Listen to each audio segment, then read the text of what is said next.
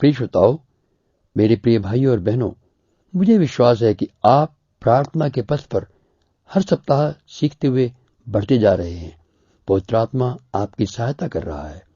और पिछले सप्ताह हम देख रहे थे कि प्रार्थना के जीवन में पवित्र आत्मा का वरदान बेहद जरूरी है। इसके विषय में लापरवाही करना परमेश्वर की आज्ञा व उसके वायदे का अपमान है, विरोध है। दरअसल पवित्र आत्मा का हर विश्वासी को मिलना और वचन में आगे बढ़ना, प्रभु की सामर्थ व पहचान में बढ़ना परमेश्वर की योजना व महिमा के लिए है। इतना ही नहीं, सही प्रकार से प्रार्थना के लिए पवित्र आत्मा ही परमेश्वर की योजना के अनुसार है। पुत्र प्रभु यीशु इस समय परम प्रधान के दाहिने हाथ हमारे लिए विनती कर रहे हैं।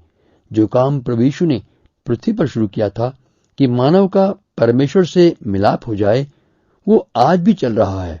हमारे पाप और परमेश्वर की धार्मिकता में जो संघर्ष था, उसे प्रभु यीशु ने अपने ऊपर लेकर दूर किया और फिर स्वर्गारोहण करके अब जो मसीह की देह में शामिल हो चुके हैं, हमारे लिए वह उस छुटकारे को प्रकट कर रहे हैं।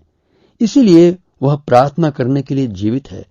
लगातार अंतर्विनती करते हुए प्रभु यीशु अपने छुड़ाए हुए विश्वासियों के साथ लगातार संगति में रहते हैं। या यूं कहें कि परमेश्वर अपने लोगों को प्रार्थना करने के लिए सामर्थ का अभिषेक करते हैं, ताकि हम साधारण मानव परमेश्वर से बातचीत कर सकें। ये काम पवित्र आत्मा द्वारा ही होता है। ये परमेश्वर का एकदम अनोखा वरदान था, जो पुराने नियम के समय परमेश्वर के लोगों को भी नहीं मिला था, क्योंकि जो यीशु मसीह ने मनुष्य होते हुए काम पूरा किया था, उसे हमारे दिलों को समझाने का काम सिर्फ पवित्र आत्मा ही कर सकता है। जब यीशु ने परम पवित्र स्थान के पर्दे के अंदर प्रवेश किया, वह लहू छिड़क दिया, तो वह एक नया व सच्चा कार्य था। मानव का छुटकारा और जी उठने की सामर्थ्य द्वारा परमेश्वर से मिलाप भी एक अद्भुत काम था। हमारी मानवता को लेकर त्रिएक परमेश्वर के पास मसीह के द्वारा जाना भी हमारी समझ से बाहर का काम है।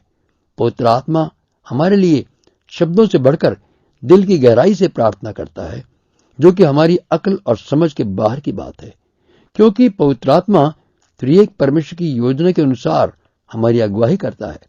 इस तरह पवित्र आत्मा द्वारा मसीह की प्रार्थना हमारे लिए और हमारी प्रार्थना मसीह की तरफ से हो जाती है। हम वही मांगते हैं जो हमारी इच्छा है और हमें वह मिलता है। तभी हम अनुभव करके समझ पाते हैं कि अभी तक तुमने मेरे नाम से नहीं मांगा, उस दिन तुम मांगोगे तो तुम्हें दिया जाएगा। इसीलिए प्रार्थना के जीवन में बढ़ने के लिए, विश्वासी जीवन में बढ़ने के लिए पवित्र आत्मा की भरपूरी, अन्य भाषा में प्रार्थना का चिन्ह जरूरी है। इसमें दो राय या सवाल ही नहीं। मेरी प्रार्थना है कि आप समझ जाएं कि महिमामय मसीह की आत्मा से भरपूरी पाना परमेश्वर पर विश्वास करने वालों के लिए बहुत जरूरी है। तभी हम लगातार प्रार्थना में लगे रह सकते हैं, प्रभु के प्रेम में बने रहकर पवित्रता के मार्ग पर बढ़ सकते हैं, क्योंकि परमेश्वर का दिया हुआ सहायक सत्य का आत्मा हमारे साथ हम में निवास करता है। मसीह में हमारा जीवन ही मसीह के नाम में प्रार्थना करने का भेद है। तभी वह सामर्थ और इच्छाएं काम करती हैं कि सही प्रार्थना करें, वो उत्तर भी पाएं। तब हमारी प्रार्थना हमारे हर श्वास द्वारा ही होती जाएगी। इसका एक और पहलू सीखें कि प्रार्थना में कौन से विषय आवश्यक हैं। जब हम प्रार्थना करने लगते हैं तो पवित्र आत्मा हमारी सहायता के लिए मौजूद अपना काम भी करता है। पवित्र आत्मा याद दिलाएगा कि हमारे जीवन में किसी के प्रति कड़वाहट, या हमने कहीं झूठ बोला, या किसी से छल फरेब किया। ये बातें पवित्र आत्मा के याद दिलाते ही सफाई पेश न करें, ढील न करें, बल्कि नम्र होकर अपने मन के मैल को पहचान लें और उपाय के लिए आगे बढ़ जाएं। प्रभु से बात करें कि आपके दिल में जो घाव है उस पर मलहम लगाएं और आपके मन में क्षमा की आत्मा काम करे। उसके अनुग्रह से आप भी प्रार्थना करें, जैसे मसीह यीशु ने क्रूस से कहा था, हे पिता, इन्हें क्षमा कर। आप भी कहें उस व्यक्ति का नाम लेकर कि आप उसे क्षमा करते हैं। मसीह यीशु के लहू से शुद्ध होकर प्रार्थना में आगे बढ़ें। प्रभु से भी क्षमा का आनंद पाएं। परमेश्वर की हजूरी में उसके प्रति श्रद्धामय भय के साथ आगे बढ़ें। उसके प्रेम व अनुग्रह का आनंद पाएं, क्योंकि जब आपने दूसरे को क्षमा करने के लिए परमेश्वर के प्रेम को अपने जीवन द्वारा काम करने के लिए अपने दिल का द्वार खोला, तो परमेश्वर की ज्योति महिमा भी आपके दिल में विश्राम पाते हैं, निवास करते हैं। तभी हम प्रार्थना के अगले कदम की ओर बढ़ते हैं, जो है आराधना का। क्योंकि आत्मा व सच्चाई से आराधना दिल की गहराई से धन्यवाद निकलने पर ही हो सकती है। तभी हम अपनी भावना, दिमाग और इच्छा से परमेश्वर की स्तुति और आदर कर सकते हैं। तभी निस्वार्थ आराधना पाप के लिए दुख और मसीह के डील डॉल में बढ़ने की इच्छा हो सकेगी। प्रकाशित वाक्य उसका 5वां अध्याय और 12 से 14 वचन में हम देखते हैं कि प्रभु यीशु के बहाए लहू से बचाए गए हजारों की संख्या में चारों ओर से गीत गाकर आराधना कर रहे हैं। हम प्रार्थना करते हुए परमेश्वर की महानता, उसके किए आश्चर्यक्रम, वह महान अधिकार और आशीषें जो हमें दी हैं, उनका बखान कर सकते हैं। इससे परमेश्वर की महिमा में हम आगे बढ़ते हैं और इस तरह की प्रार्थना हमें आगे बढ़ने का मौका देती है। परमेश्वर के दुश्मन से मल्लयुद्ध करने का, जो कि शैतान, उसके दूत व दुष्टात्माएं हैं। इसे हम आत्मिक युद्ध का नाम भी देते हैं।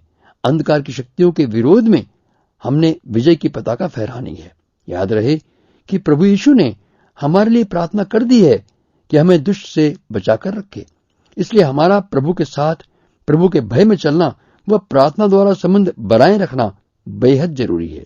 याद रखें कि दुष्ट शैतान ने प्रभु यीशु की परीक्षा लेते समय सोचा था कि वो हार जाएंगे। वो परीक्षा आसान न थी।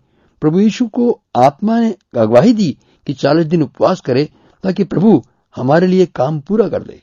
40 दिन उपवास के बाद शैतान ने सोचा कि यीशु कमजोर हो गए होंगे, तो सबसे पहले शारीरिक ताकत के लिए, फिर दुनिया के वैभव और आखिर में दुनिया की इज्जत और शोहरत के लिए। शैतान ने सोचा था कि यीशु तो मनुष्य के शरीर में होने के कारण इस परीक्षा में फेल हो जाएंगे, लेकिन प्रभु ने हर बार उसे हराया और उसे स्पष्ट कर दिया कि यीशु का एक ही उद्देश्य है, परमेश्वर की इच्छा को पूरा करना। इसीलिए प्रभु ने हमारे लिए प्रार्थना कर दी है और हमें चाहिए कि हम हर दिन पिता का धन्यवाद करें, जो हमें हर दिन हर पल बचाए रखता है, जब तक कि हम प्रभु के चरणों में, प्रभु के वचनों में चलना चाहते हैं। मेरी प्रार्थना है कि आप परमेश्वर के आत्मिक हथियारों को पहन लें और इस प्रार्थना के युद्ध में आगे बढ़ जाएं। आमीन।